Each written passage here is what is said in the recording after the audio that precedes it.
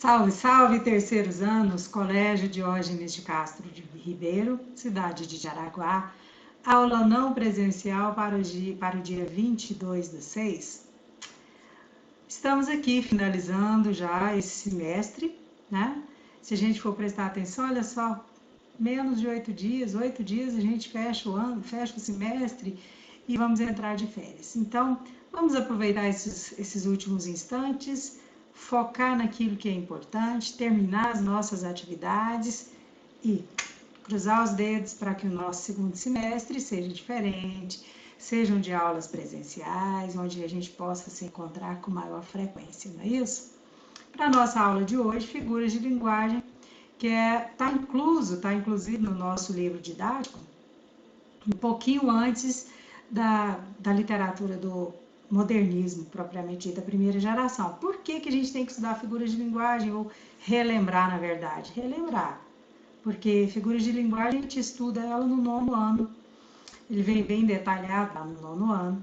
No primeiro ano a gente vê alguma coisa, e no decorrer dos 3 anos do ensino médio a gente vai pontuando. Que ideia tem essa oração? Que ideia exprime esse texto? Quando a gente está perguntando que ideia, normalmente é porque o autor recorreu a figuras de linguagem para construir um texto. Então a gente não consegue entender um texto se a gente não conhece as figuras de linguagem. Muitas vezes a gente não consegue interpretar adequadamente esse texto exatamente por isso. Por não conhecer as figuras de linguagem, por não entender que o autor quis imprimir um estilo diferenciado naquela construção. Qual é a importância das figuras de linguagem na construção de um texto? Exatamente essa. Fazer com que o texto, principalmente o texto literário, não é?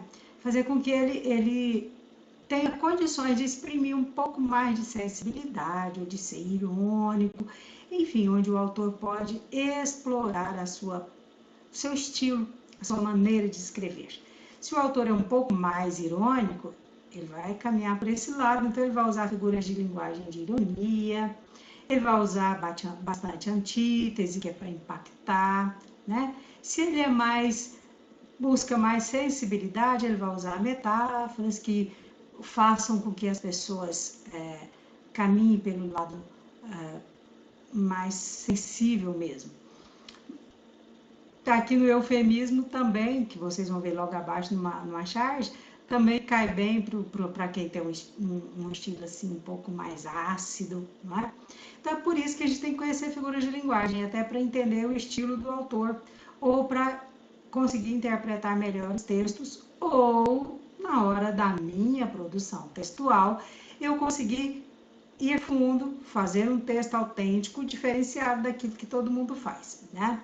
Nós vimos nas aulas anteriores a importância, os tipos de linguagem, a importância da linguagem, como que a linguagem acontece. E agora, usando as figuras de linguagem, que é na hora de fazer com que essa comunicação aconteça, você tem ferramentas para fazer produzir um texto, mesmo que seja oral, um texto diferenciado, né? Aquele que vai impactar melhor quem vai ler. Então, está aqui um resumozinho dizendo qual a importância das figuras de linguagem. Aqui embaixo vem dizendo para a gente que as figuras de linguagem costumam ser classificadas em figuras de som ou de fala, figuras de construção, figuras de palavras ou semânticas. Para vocês entenderem isso melhor, volta lá no material do 9º ano, que tem essa divisão. Não necessariamente precisa pegar um livro lá do 9º ano e olhar, você pode entrar aí no Google e perguntar. Tem N sites, tem muitos blogs falando sobre figuras de linguagem, para você ter uma ideia da importância dela. Tem muitos, mas muitos textos falando, muitos resumos, você pode ir só no resuminho direto só para entender, não é? Não precisa decorar todas as figuras de linguagem, é saber que elas existem, como elas funcionam, isso só já te dá um caminho, certo? Por exemplo, eufemismo. O que é eufemismo? O eufemismo é uma figura de linguagem utilizada para suavizar um termo, ou uma informação, uma oração inteira, alguma coisa que você vai falar, vai postar, escrever, mas quer dar uma suavizada na hora de informar. Olha só. Amor, estava dirigindo seu carro quando, contra a minha vontade, a lataria de seu carro ganhou um formato único, diferente, personalizado.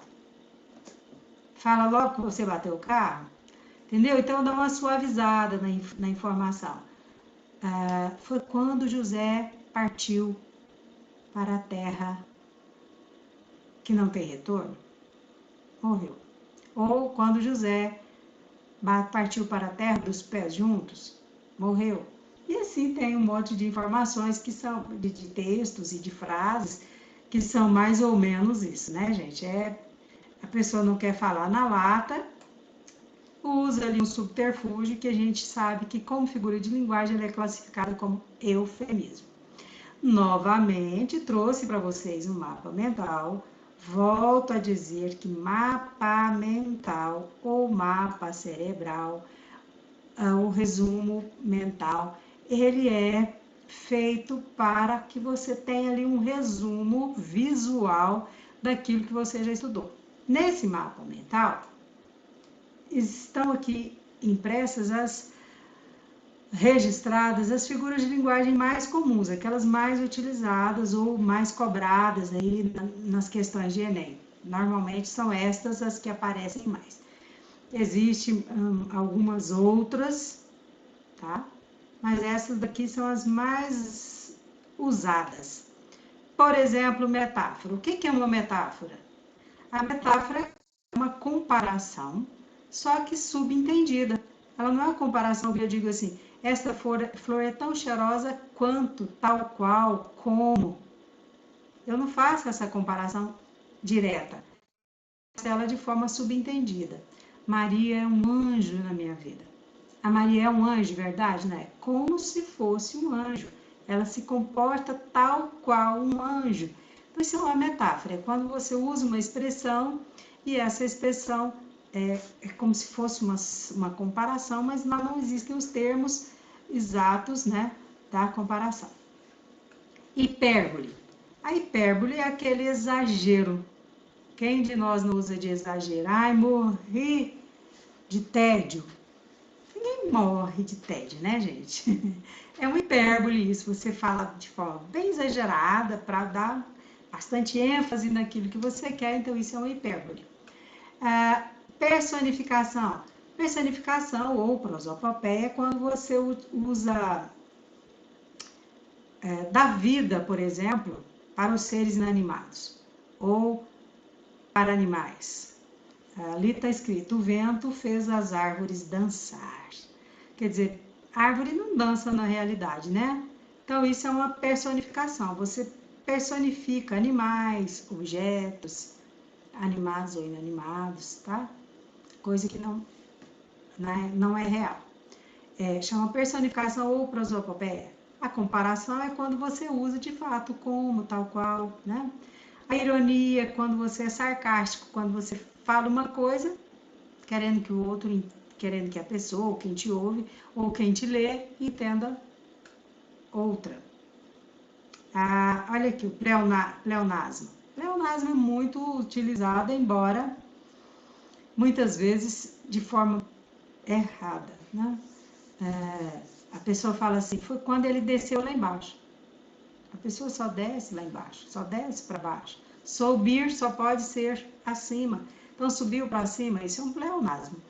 Mas, às vezes, o pleonasmo dentro da literatura, ele é usado para reforçar uma ideia. Então, dependendo da maneira como se escreve, não fica de todo errado, né? Fica claro ali que foi para usar um reforço de pensamento. Tenho certeza absoluta. Certeza já é o absoluto, né? Então, não precisa falar certeza absoluta. Mas, em determinadas frases, em determinados momentos, quando você coloca isso, é para dar ênfase. Então, o pleonasmo ele deve ser usado nesse sentido. Antítese. Sentidos contrários. Às vezes, o autor quer criar assim, um impacto naquilo que ele está escrevendo. Então, ele coloca antíteses na mesma oração e isso, às vezes, dá um efeito bonito. A noite é o inimigo da vida. né? Ou a morte, na verdade, eu não li direito. A morte é o inimigo da vida. Morte, vida. Então, as duas coisas têm sentido contrário. Então, isso é uma antítese. E assim vocês vão olhar todas as... Porque aqui existe 22 figuras de linguagem, se não me engano. Cada uma delas tem um sentido, tá? E por que ela é utilizada, ou como que ela é utilizada. Mas interessante é você guardar esse mapa mental, mas faça uma visitinha no site, dá uma olhada em todas as figuras de linguagem, leia isso é muito importante, cai muito em vestibular, tá? Vestibular, no Enem. Aqui logo abaixo eu coloquei uma atividade, só para a gente reforçar. Para vocês responderem essa atividade, já dá olhando aqui por essas figuras de linguagem, mas é a oportunidade que vocês têm de pesquisar para poder responder, ok? Eu fico aqui na certeza de que estamos caminhando e caminhando bem. Volto a dizer a vocês que estou satisfeita aí com os resultados, com as colocações, com a maneira como vocês têm se portado. Isso é muito positivo. Muito obrigada pela participação, muito obrigada por cada retorno que vocês dão para as aulas que a gente posta. Isso tudo faz uma diferença enorme. Até mais!